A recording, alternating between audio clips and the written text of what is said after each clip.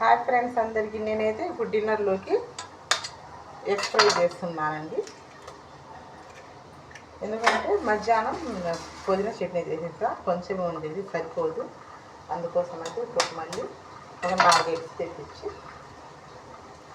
Egg fry అయితే చేస్తున్నా. ఇంకా ఈ పూటకి ఎగ్ ఫ్రై తింటే ఇంకా రేపు ఎలాగ శుక్రవారం కదా, శుక్రవారం రోజు ఏదో ఒక పప్పు చేసేసి ఇంకా తర్వాత సంగతి అన్నమాట. అదన్నమాట ఫ్రెండ్స్. మరి మీరేం చేశారు? మీ పనులు అయితే అయిందా? మా పని అయితే ఇంకా అన్నం ఉడకాలండి. ఎందుకంటే ఫస్ట్ అయితే కర్రీ తీసేసి ఆ తర్వాత అన్నం వండుతాం. అప్పుడైతే రైస్ వేడి ఉంటుంది కాబట్టి బాగుంటుంది తింటాను కూడా. ఇంకా ఫస్టే అన్నం వండి మేము కర్రీ వండేసరికి అన్నం చల్లారి ఇక్కడ.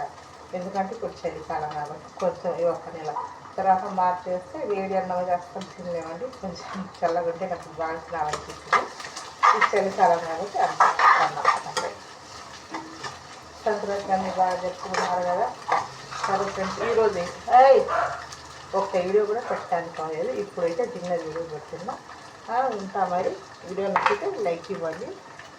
ఫస్ట్ కొత్తగా చూసే వాళ్ళైతే సబ్స్క్రైబర్ చేసుకోండి ఫ్రెండ్స్. ఎగ్గు కర్రీ మట్టికి స్మెల్ వచ్చింది, చాలా బాగా వస్తుంది. పొద్దున చేసిన కొంచెం